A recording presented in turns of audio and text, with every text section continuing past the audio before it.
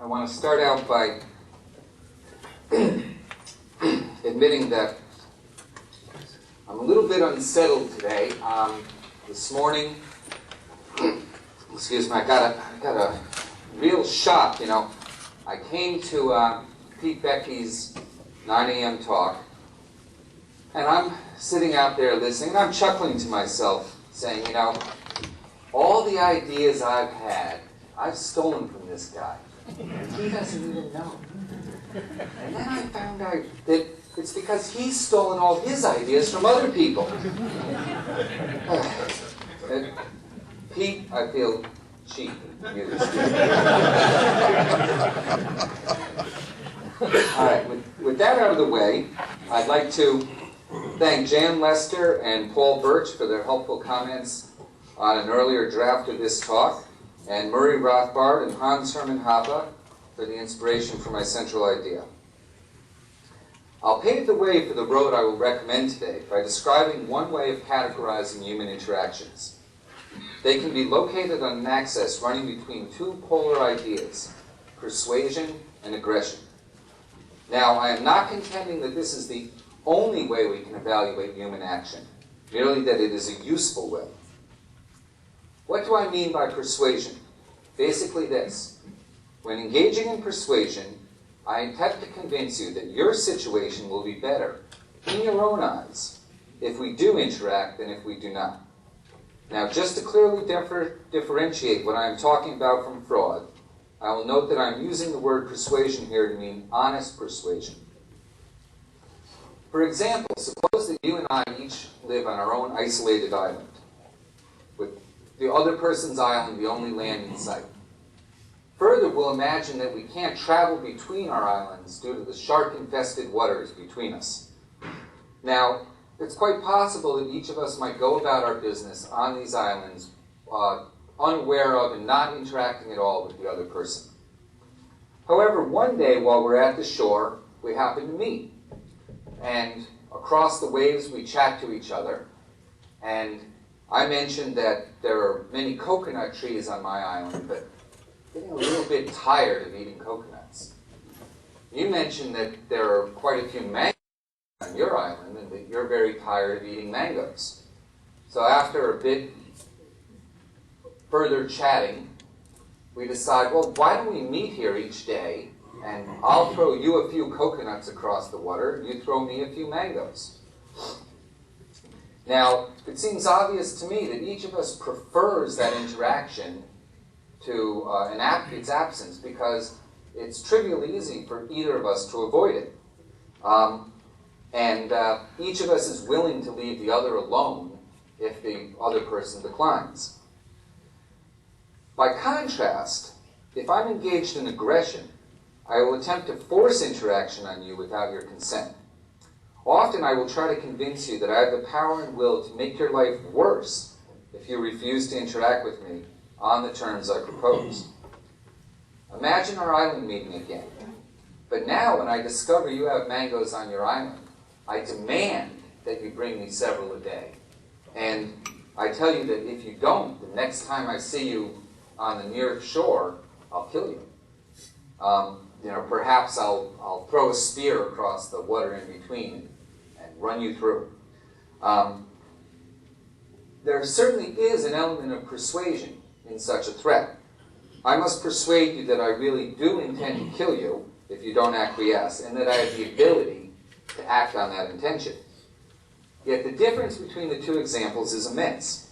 In the case of the mango-coconut exchange, I am quite willing to leave you alone to go about your business as if we had never met. In the mangoes or death case, I am demanding that we interact. If you will not do so on the terms I offer, then I will make the terms significantly worse for you. More relevant to the world in which most of us actually live, we are not isolated on our own island. Consider two approaches I might take when trying to get my neighbor to come hear my next talk. On the one hand, I may attempt to persuade her that she would like it. I can try to convince her that I have her interests at heart, that the talk will be scintillating, or that she will learn to understand economics better if she comes. Of course, if I tell her these things but I know they are false, I am engaged in fraud. As long as I am willing to leave her alone when she says, "Buzz off, loser," I am engaged in persuasion. I don't intend to make her life worse if she ignores me, but make it better if she goes along with my suggestion. On the other hand, I could tell her that if she doesn't come, I will have her killed. Then I am not suggesting to her that her life will be better if she interacts with me. I am saying she has no choice but to interact with me, and that coming to the talk will be the least painful interaction she can choose. What could be clearer than the enormous difference between these two ways of relating to others? Persuasion and aggression imply fundamentally different conceptions of other people. When I engage in persuasion, I regard the other person as a free, intelligent actor, much as I regard myself. When employing aggression, I regard the other as merely a means I might manipulate to achieve my ends, as much as I would regard a stick or a rock. I conceive of three basic forms of aggression. Although I admit, as aggressive as I am, I may not have thought of them all. Aggression by stealth, aggression by fraud, and aggression by committing or threatening violence. I could aggress against you using stealth, for example, by sneaking into your house while you were sleeping and stealing your food. Rather than persuading you to interact with me, I rely on hiding the fact that we did interact and planning my escapade. You will not be able to employ your intelligence in deciding whether or not to interact with me, because if I have my way, you will never know that we did interact. I fraudulently aggress against you if I hide my real intention while persuading you to interact with me. This type of aggression is why I qualified my use of persuasion as meaning honest persuasion. Fraud certainly does involve persuasion, but rather than persuading you that A will be to your benefit, then delivering A, I persuade you that you'd like A while secretly planning to deliver B.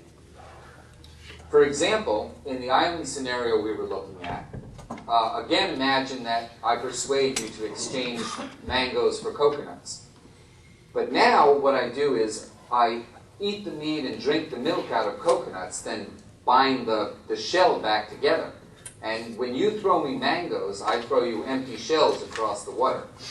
So while I persuaded you to exchange coconuts for mangoes, what we actually did was exchange coconut shells for mangoes. Here again, I don't allow you to use your intelligence freely in deciding whether to interact, because I've deceived you about what the nature of our interaction will be. And again, finally, the violence or the threat of violence is the third form of aggression I'll note here. And we've seen an example where I threaten to skewer you if you don't give me mangoes. Now, I believe that the view of persuasion and aggression adopted here can be helpful in clarifying disputes over what types of action are inherently aggressive. For example, socialist anarchists who, like libertarians, claim to be against aggression often contend that the ownership of capital goods and the payment of a wage for labor are inherently aggressive. But let's go back again to the situation of you and I as island castaways. Imagine now that you've built a boat that you use to go fishing. You employed your own labor and whatever materials you found upon your island to build that boat, something I also could have done on mine. Upon discovering that you have a boat, I now demand that you bring me some of your catch of fish every day. You refuse, instead suggesting that if I bring you coconuts, you'll be happy to trade fish for them or let me use the boat for a while. In response, I protest that you are aggressing against me, using the power you have as an owner of a capital good, your boat, to exploit the labor I have expended in picking coconuts. If the view of persuasion and aggression I'm proposing is sensible, then such a claim is absurd. You are perfectly willing to leave me alone and allow me to continue my life as though we had never met. After all, if not for your existence, there would be no boat. You don't demand that I use your boat or attempt to force me to labor to supply you with coconuts. You only require that if we are interact, it be on terms we both agree to. Furthermore, if you do agree to my terms for exchanging coconuts for fish, then it is clear that you must think you're better off exchanging than you would be not exchanging. After all, you had the opportunity to not exchange. So you must believe the exchange is improving your situation. When this argument was posted to a bulletin board, one commentator said that I was ignoring the complexities of real-world societies in this sort of analysis. My answer to that is that if we want to get to the essence of social arrangements, we have no choice but to reduce them to their simplest forms, for that's when their essential character can be seen. In every actual social situation, we find a myriad of complex historical circumstances. Without having first derived various principles concerning social interaction by mentally isolating pure instances of ideal types, we will find ourselves adrift in the vast sea of history without compass or rudder. I believe that if we ever wish to come to shore, we must heed Carl Menger's advice from Principles of Economics, where he says, "In what follows, I have endeavored to reduce the complex phenomena of human economic activity to the simplest elements that can still be subjected to accurate observation, and to investigate the manner in which the more complex phenomena evolve from their elements according to definite principles." Of course, we can think of cases where the ownership of capital goods and wage labor are entangled with aggression.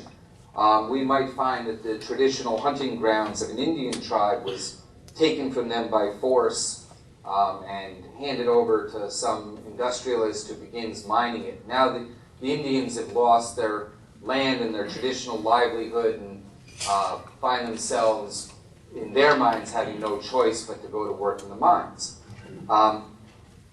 Clearly there's aggression involved in a scenario like that. And it's no doubt true that there are current property claims tainted by past acts of aggression of that sort. To the extent that the guilt on the part of the current owner can be proven clearly, most libertarians would approve of rectifying such situations.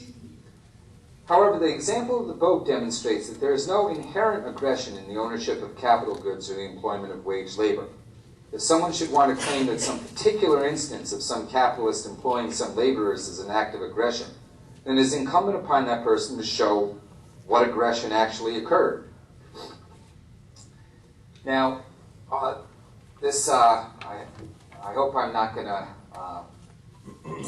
get myself banned from any further Mises Institute events by saying this next thing, but I do think that it is possible to be a socialist of a certain sort and a libertarian.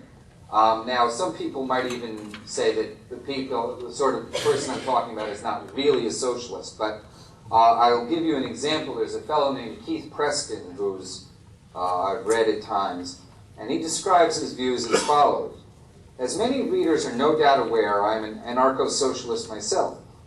I generally favor an economic order of small businesses and self-employed persons, cooperatives, worker-owner managed industries, Proudhonian banks, and other similar institutions operating within the context of a laissez-faire, stateless free market. The Prestonian version of socialism, if indeed that's what you want to call it, relies on persuasion, not aggression. Preston hopes to persuade others that they would prefer to live in the sorts of social arrangements he favors, rather than in more traditionally capitalist structures. Preston is perfectly willing to allow those not persuaded by his arguments to start traditional hierarchical companies, to work for wages, to rent apartments, and so on. I'd like to detour for a moment also and point out that Preston's vision of what he calls socialism avoids the Misesian calculation problem.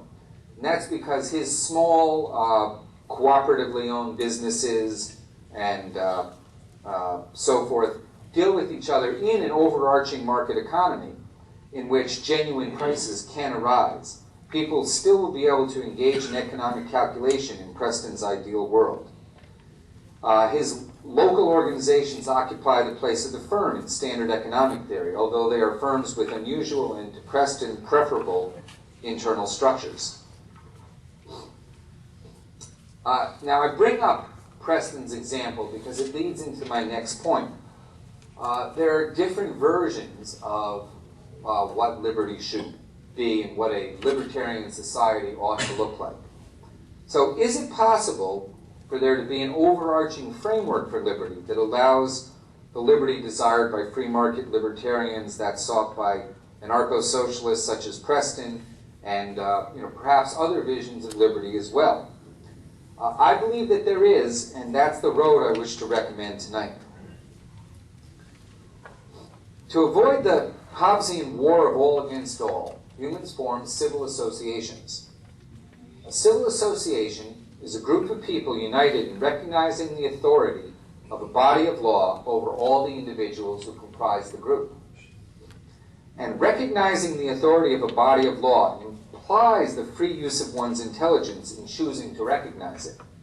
In other words, one must be persuaded, not coerced, into recognizing the authority of that law over oneself. I believe that for civilized society to exist, the rule of law is essential. But I would like to suggest, as a step down the road to liberty, a single modification to the prevailing view of civil associations, one that I feel is implied by their nature. Now today the main form we have of civil associations is states, but what I'm going to suggest modifies this in a way that perhaps people would not even call what remains a state. I believe that the recognition, the change I recommend is to recognize the right of every person to freely form, join, and leave civil associations on their own choice. I believe that the recognition of such a right would provide a framework for achieving the maximum liberty compatible with human civilization. Therefore, let me explain what I mean by this right. First of all, a person's right to join a civil association would extend only to those associations that would welcome the person. You could not legitimately force your way into a group by violence, fraud, or stealth. On the other hand, no third party, such as a group with which you were previously associated, could prevent you from joining a new group. Only the people already in a civil association and the person seeking to join it can decide the issue. Next, I will point out that if we recognize the right to withdraw from civil associations at will, we have acknowledged the right to secession. The word secession can be a bit frightening. Probably not to this audience, but to some audiences anyway. As it conjures up the image of hundreds of thousands of casualties in the U.S. Civil War and Chechen rebels blowing up buildings. My own belief is that violent secession is rarely a step forward on the way to liberty. And what I'm suggesting is not that people currently begin making plans to violently overthrow their current government, but that people come to demand from their governments the right to exit, just in the same fashion that, generally speaking, people today demand the right to free speech. I'll also note that seceding to escape punishment for a crime already committed is not what I mean by a right of secession. In other words, I can't kill someone and then announce, oh, and by the way, I secede, so don't bother trying to prosecute me. Presumably the entry agreements into civil associations would prevent that sort of thing.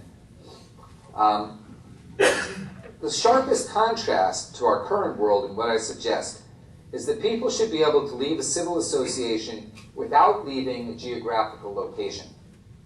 Unless they have explicitly agreed to remain part of some civil association in their purchase or rental agreement for their residence, as, for instance, people often do when purchasing a condo or a home in a planned community, they should have the right to withdraw both themselves and their land from the authority of their current civil association. Having done so, a person might attempt to join another existing civil association, might try to persuade others to form a new one, or might remain outside of any civil association whatsoever.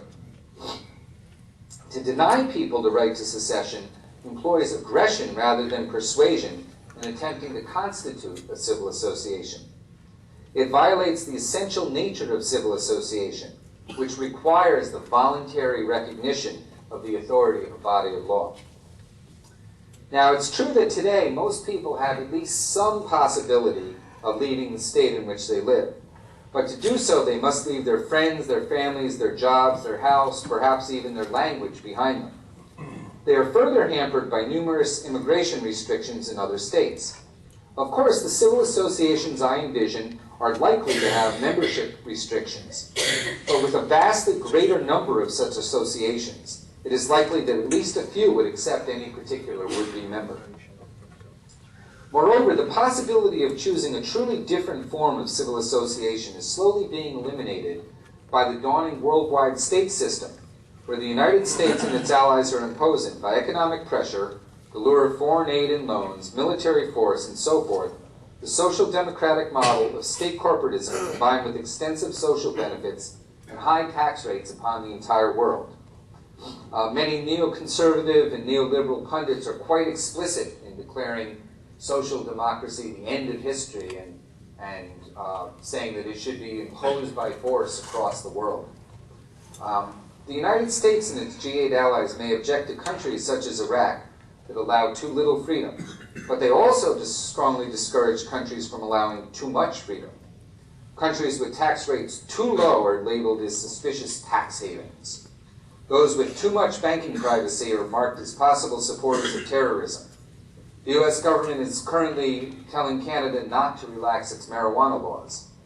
The IMF forbids member nations from adopting the gold standard as a monetary regime. Prudence Bushnell, the U.S. ambassador to Guatemala, actually used her position to campaign against a university there because it was promoting the radical libertarian ideas of Mises and Hayek.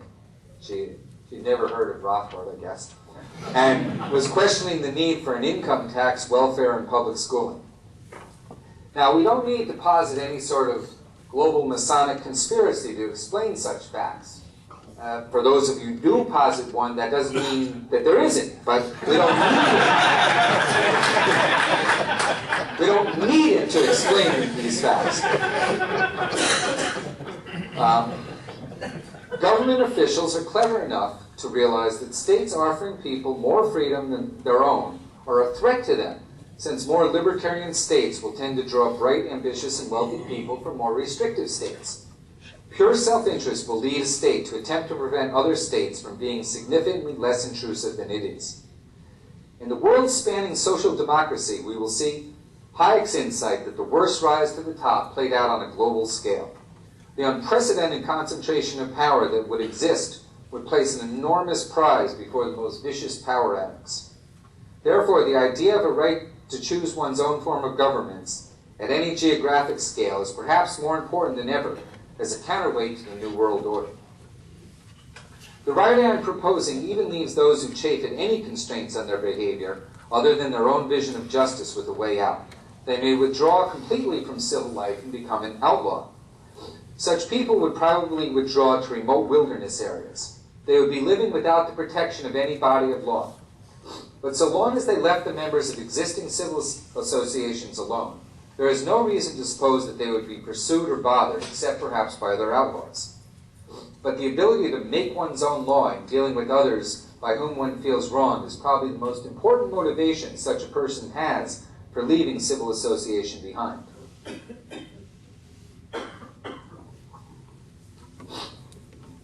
Since members of different civil associations will still interact with each other in the world I'm envisioning, the question arises as to how conflicts between them can be settled peacefully. In many cases, I believe, civil associations will negotiate agreements with each other for arbitrating disputes between their members. Furthermore, the ability of individuals to agree to a system of law without a central authority to impose one recently has been shown to be much greater than political theory had traditionally imagined it to be. Ed Stringham of San Jose State University has demonstrated that the trading of derivatives on the 17th century Amsterdam stock market proceeded peacefully and without a great deal of fraud, despite the fact that the Dutch government refused to enforce derivative contracts. They basically said that if you are defrauded by someone, and they were very suspicious of short selling and options and so forth, and they said, yeah, if you're defrauded in such a thing, don't come to us. And yet, nevertheless, it has shown that an orderly market in derivatives did exist. Similarly, Peter Leeson of George Mason has cited the Law Merchant Code of the High Middle Ages and Renaissance as another example of voluntary law operating successfully.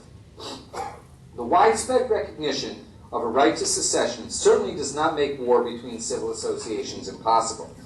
But I believe it renders it significantly less likely, since any civil association promoting a war that is even mildly unpopular will be immediately faced with a wave of secession. Under such a system, states like those we find today, I think, are less likely to exist. Many civil associations will have features of current states to which libertarians might object, such as welfare programs, drug laws, draft laws, and so on. But if the members of those civil associations have the opportunity to exit, and they have not done so, then it's clear that they're persuaded that they wish to live under such a system of law. If they are in such a civil association voluntarily, then I don't perceive aggression being committed against them by, for instance, laws on the part of their civil association banning drug usage or something of the sort. Of course, my idea does not guarantee that no oppressive state could emerge, but I don't believe it is reasonable to expect guarantees in life. The widespread acceptance of the belief that human slavery is immoral has not prevented some people from occasionally capturing other people and enslaving them. But one must admit that the practice is somewhat less prevalent today than it was in 1750. Similarly, if a right to secession gains widespread moral approval, then it seems likely that it will be much more difficult to organize an oppressive state.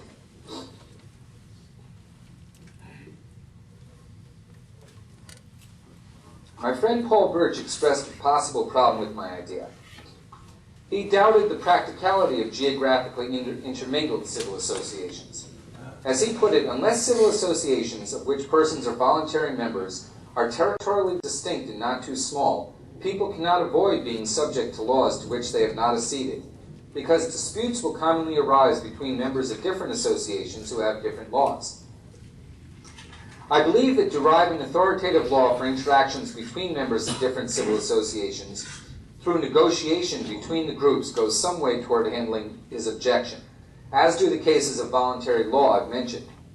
As one piece of evidence, I'm going to mention a novel, Neal Stephenson's excellent novel, The Diamond Age. Stephenson describes a world that is basically without states as we know them. People have formed geographically intermingled groups based on the code of ethics to which they subscribe. There is, for instance, a group called the Vickies who subscribe to Victorian ethics. People join or leave these groups by their own choice, and the groups commercially interact with each other every day. Now, I admit that a fictional world like that is not as convincing a bit of evidence as an actually operating society with that feature, but the fact that Stevenson is able to construct a coherent and plausible world, I think, lends credence to the idea that this is not inherently ridiculous in any sense. An important feature of the road to liberty I'm suggesting is that the possibility of the real world coming to resemble the vision depends almost exclusively on the widespread acceptance of the idea that membership in a civil association should be voluntary. Such an idea is already held, albeit incoherently and inconsistently, by many people today. We can hear it expressed in calls for self-governance and democracy. Rather than attempt to convince a majority of people to adopt an entirely new ethical or political system, we only need to draw their attention to the fact that there is a conflict within their current one. While most people believe in the right to self-government, their failure to recognize a universal right to secede significantly vitiates that right. Even today, the idea of secession can win popular support if presented properly. For example, last year a Michigan family successfully seceded from the town in which they had been living. As Adam Young described it, on Tuesday, December 17, 2002, Aranac Township in Omer City, Michigan, held a joint referendum brought about by the actions of one woman, Cheryl Perry. The Perrys simply no longer wished to be looted by the Omer municipal government for sewer services they were not receiving, even if it was only for $41 a year. After the polls closed, Cheryl Perry got the outcome she wanted. Out of a total vote tally of 140, with 82 votes yes and 58 miserable voters voting no, the Perrys had successfully seceded from Omer and Omer's taxman. Although there were a fair number of no votes, a significant majority of voters recognized the Perrys right to live under the government of their own choice. And in a sense, this shouldn't be too surprising, since the national government that those people live under also came about through an act of secession. The idea of a right to secession is, I believe, a concrete proposal that can alleviate the discouragement that many would-be libertarians feel at the prospects for a free society. There are many people today who do value liberty but find the idea impractical. They might even think a libertarian world would work, but believe we have no hope of getting there. It's not on the menu, they say. Statist attitudes are everywhere amongst the public. The man in the street doesn't have libertarian views. We couldn't achieve this for centuries. Fortunately for us, there were pioneers who provided an example of how to eliminate a pervasive but unjust institution in only a few generations. They were the abolitionists, and the institution was slavery. As Stephen Carson wrote, several hundred years ago, the notion that the slave trade could be ended and then chattel slavery itself abolished certainly seemed utopian. But British evangelical Christians began to make the moral case against it, and within a century or two, slavery was abolished throughout the wider European world. The abolitionists were faced with a choice. They could have tried to convince a majority of people of the correctness of a particular religious view, part of which was that slavery is wrong. But to make the whole world Congregationalist, Methodist, or Baptist, it might have taken thousands of years. In the meantime, if they cooperated with others who shared their opinion of slavery, they could achieve great good in the nearer future, the end of human bondage. Achieving their short-term goal did not mean compromising fundamental beliefs. Someone could still argue that Methodism was the true path while cooperating with a Quaker to abolish slavery. We often adopt that approach in our day-to-day lives. For example, Bob Murphy is a good friend of mine. Nevertheless, we sometimes have fierce disputes over theoretical issues. Well, so what? We're still friends, and we're still able to collaborate in areas where we agree. If we were, for instance, basketball players, I would say that while at times we have a different idea of what play to run, we're still on the same team. And differences of opinion like that shouldn't distract us from the basic goal of beating the other fellows. Now, some people, my embrace of diverse forms of libertarianism here might lead some people to accuse me of some form of relativism. The idea is slanderous. I don't for a minute contend that all philosophies are created equal, or that there is no best worldview. There is. It's mine. But I realize that not all of you immediately are prepared to agree with me on everything. You'll come around, but it could take time. So in the meantime, what I suggest is to looking for allies to find a basis where we can agree and move forward on those bases. Disputing the merits of various ethical systems, bases for liberty and so forth is not pointless. That's not my contention in the least. But I don't think that resolving that debate is how we'll advance on our road. In order to progress toward liberty, we must convince the average Joe that liberty is important to him. Now, I've met the average Joe, and believe me, he has little interest in whether human rights are grounded on natural law, utilitarian calculus, cultural traditions, or something else altogether. What will influence the average person, in my belief, is straightforward examples that illuminate the real nature of various state activities. We're not trying to get him to overthrow his entire worldview and adopt ours. What I think we should try to do is alert him to the fact that within his existing worldview, that various state activities are already wrong, if only he would shake out the inconsistencies. One way to do this is to look at language. Here I think Ido Holtzman has done us a great service by pointing out the state-generated fog swirling through our language. Theft is called asset forfeiture. The murder of Randy Weaver's wife is called law enforcement. Budget increases are called cuts in spending. The mist is necessary to prevent everyone, including those generating the mist, from seeing what is really occurring. Our job, as I see it, is to burn off that fog. Holtzman shows that this fog obscures the immoral nature of the domineering state. It creates the illusion that the state stands apart from ordinary human values and and judgments. The state somehow represents the mystical will of the people, or our voluntary collective choices. If we can make it clear that we should not tolerate behavior from our government that we would not tolerate from our friend, we'll have made a great step forward. For example, I was talking with a friend of mine some time ago. He was very interested in politics, but less so in political theory. And he was querying me about libertarianism. And as he's an avid camper, I said, well, imagine this. You, Dick, Mark, and I go camping. And we're going to camp up at the top of the mountain. And on the way up, Dick and I decide that, well, it would be nice to build a little lean-to in case the weather is bad. On the way back down, we'll have a little shelter. And we tell Mark, and he says, oh, well, no thanks. I'm really in the mood to keep walking. I'm going to head on up the mountain, and you guys go ahead, and I'll meet you up there. So, sorry, Mark, you can't do that. What do you mean I can't do that? Well, if you do that, we'll have to kill you. What? So, well, it's not, Mark, it's not that we want to kill you or anything. I mean, at first, if you resist, we'll just rough you up a little bit. But, if you keep resisting, we voted. We're the majority, and you're resisting the will of the people. So you better get down here and get busy.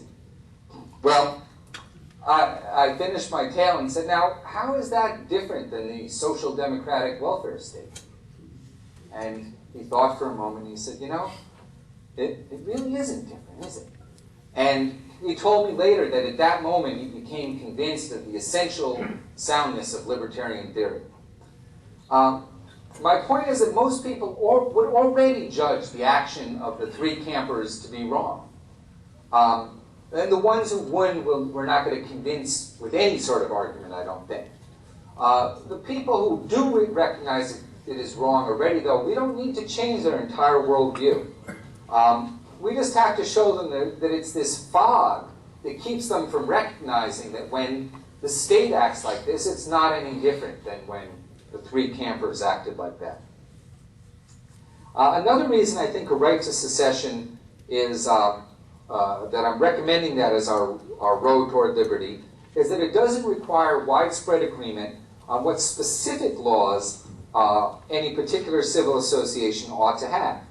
On the contrary, the recognition of a right to secession peacefully accommodates the widest possible divergence of opinion about what laws are just by enabling a multitude of legal systems to coexist without intrinsic conflict between them. For one thing, this helps alleviate the conflict that has divided libertarianism for quite some time between anarcho-capitalists who believe that no state can be just and minarchists who hold that society needs a minimal state to enforce basic laws and provide defense. If each group recognizes the right of the other to attempt to realize the form of social organization it favors, then there is no longer any inherent conflict between them. Nor does the acceptance of a right to secession commit one to any particular form of organization for defense and law enforcement. Civil associations might employ traditional police and defense forces, hire private defense agencies, as proposed by Rothbard and David Friedman, form mutual defense agencies, as recommended by Paul Birch, or establish the sort of insurance system proposed by Hans Hoppe and Bob Murphy, or employ some as yet undreamed of form of defense and law enforcement. No doubt many people will find some of the laws that other people choose to live under bizarre or unjust. However, as long as membership in a civil association is voluntary, and no group tries to impose its vision of just law on any other, I see no reason why such groups should not live in peace with each other. I'll like to examine an example that's dear to the heart of many people here and is an area of fierce dispute among libertarians: fractional reserve banking. Many libertarians view it with extreme distaste. I believe they have a perfect right to form civil associations that do not permit the practice. However, one person who was against fractional reserve banking wrote to me and seemed to suggest that it had to be stamped out everywhere by force. And this was very odd to me. And I'd like to look at the implication of such a view. Now let's imagine two civil associations, Rothbardville and Friedmantown, existing in neighboring villages. Of course, in the world I'm describing, the groups might even be geographically intermingled, but that's unimportant for this scenario. Fractional reserve banking is banned in Rothbardville, but practiced enthusiastically in Friedmantown. To be consistent, my correspondent would have to endorse an invasion of Friedmantown by Rothbardville in order to force the Friedmanites to give up fractional reserve banking. However, as long as the Friedmanites were not surreptitiously attempting to pass fractional reserve notes to the Rothbardians, it clearly would be an act of aggression, in my mind, on the part of the Rothbardians to attack them. Should any individual Friedmanite complain to a Rothbardian that he believes his rights are being violated because his deposits are not being held entirely in bank vaults, what I believe the correct response is from a Rothbardian is, you're absolutely right. You've come to your senses now. Secede from Friedmantown and join Rothbardville. I don't see any reason the two groups could not live in peace and trade with each other as long as the Friedmanites use gold or paper money fully backed by gold for payment to the Rothbardians. The Rothbardians might find the Friedmanites' indulgence in fractional reserve banking to be foolish in the extreme, just as anarcho-socialists might find Rothbardians or Friedmanites who wanted to work for a wage to be foolish in the extreme. But liberty surely entails the right to be foolish, so long as one doesn't force one's foolishness on others. I believe that the recognition of a right to secession is the single greatest advance toward liberty that is within our grasp. Because many people today acknowledge the right to self-governance, persuading them to acknowledge the right to secession only entails making explicit the logical implication of values that they already hold. Furthermore, the abolition movement offers us an historical precedent for this approach I suggest. Rather than engage in endless disputes amongst themselves, the abolitionists united behind a single simple principle: human slavery is wrong. Similarly, libertarians of whatever stripe today might agree that the bondage of individuals to a state that they had no say in choosing is wrong.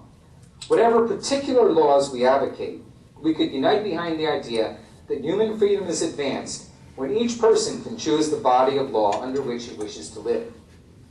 Each of us, within whatever tradition of morality we endorse, can bring into relief those elements of that tradition that support the freedom of the individual to choose his own form of governance. Libertarians can divide themselves in debating incremental versus radical reform, anarchy versus minarchy, Rand versus Mises, Rothbard versus Friedman, and so on. Or we can choose a common road to travel, one that does not deny or cover up our differences, but still proceeds directly toward eliminating a great evil from the world. I suggest we hit the road. Thank you.